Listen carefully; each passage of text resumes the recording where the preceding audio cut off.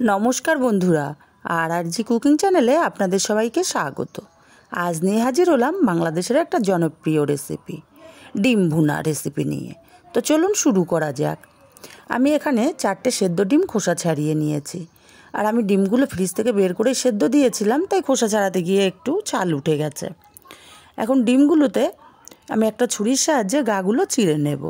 आपनारा चाइले काटा चामच दिये एटा छिद्र करे निते पारेन। प्रत्येकटा डिम आमी गागुलो एकटु चिड़े नेब, ताहले मशलाटा भालोभाबे ढुकबे डिमेर मध्य। सब डिमगुलो आमी एकई भावे गा केटे नियेछि। एखन ग्यासे कड़ाई बसिए तेल दिए दिচ্ছি। तेलटा गरम करे दिए दिलाम एकटु लबण और सामान्य एकटु हलुद। लबण हलुद दिए आमी डिमगुलो भेजे नेब, ताहले खूब सुंदर एकटा कालार आसबे डिमेर गाये।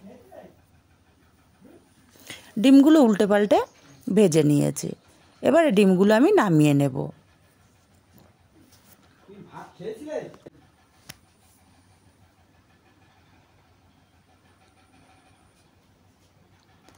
ডিমগুলো নামিয়ে নিয়ে এই তেলে আমি রান্নাটা করব। আমি এর মধ্যে আর তেল দেব না। এবারে এর তেলের মধ্যে আমি একটা তেজপাতা ছিঁড়ে দিলাম আর দিয়ে দেব দুটো ছোট এলাচ। দিয়ে দেব এখানে পরিমাণ মতো পেঁয়াজ কুচি। পেঁয়াজটা মিনিট 2 ভেজে নেব। পেঁয়াজটা মিনিট 2-3 ভেজে নিয়েছি। এখন এর মধ্যে সামান্য একটু চিনি দিয়ে দেব। চিনি দেওয়ার কারণে চিনিটা ক্যারামেল হয়ে তরকারি কালারটা খুব সুন্দর আসবে। এখন আমি পেঁয়াজগুলো লাল লাল করে ভেজে নিয়েছি। এবারে এর মধ্যে আমি দিয়ে দেব আদা রসুন আর টমেটোর পেস্ট। আমি একসঙ্গে পেস্ট করে নিয়েছিলাম। খুব ভালো করে কষিয়ে নেব যাতে আদা রসুন টমেটোর কাঁচা গন্ধটা চলে যায়। খুব ভালো করে কষিয়ে নিয়েছি। এবার এখানটায় দিয়ে দেবো মিক্সচার জারটা ধুয়ে অল্প একটু জল। এবার দিয়ে দিলাম হাফ চামচ হলুদ গুঁড়ো, হাফ চামচ লঙ্কা গুঁড়ো, হাফ চামচ ধনে গুঁড়ো আর দেবো হাফ চামচ জিরে গুঁড়ো। মশলাটা খুব ভালো করে কষিয়ে নেব।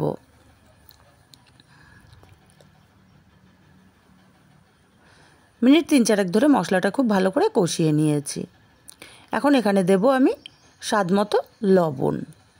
লবণটা দিয়েও আমি মশলাটা আরও কিছুক্ষণ কষিয়ে নেব। মশলা যত ভালো করে কষানো হবে তরকারির স্বাদ কিন্তু ততটাই বেড়ে যাবে। মশলাটা খুব ভালো করে কষিয়ে নিয়েছি। দিয়ে দেব পরিমাণ মতো জল। আর এখানে খুব বেশি জলের দরকার পড়ে না রান্নাটাতে। নেড়ে চেড়ে মিশিয়ে দিয়ে আমি তরকারিটা ফুটে ওঠার অপেক্ষায় থাকব। তরকারিটা ফুটতে শুরু করেছে। একটু নেড়ে চেড়ে দিয়ে এখানে আমি ভেজে রাখা ডিমগুলো দিয়ে দেব। ডিমগুলো দিয়ে দিলাম, একটু নেড়ে চেড়ে মিশিয়ে দেব। এবার এখানে দিয়ে দেব দুটো কাঁচা লঙ্কা। কাঁচা লঙ্কা দুটো আমি ভেঙে দেব, দারুণ একটা ফ্লেভার আসবে। নেড়ে চেড়ে মিশিয়ে আমি ফুটতে দেব আরও 10 মিনিট।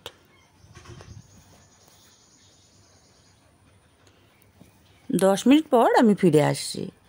10 মিনিট আমি ডিমটা ফুটিয়ে নিয়েছি। তরকারিটা আমার পারফেক্টভাবে রেডি হয়ে গেছে।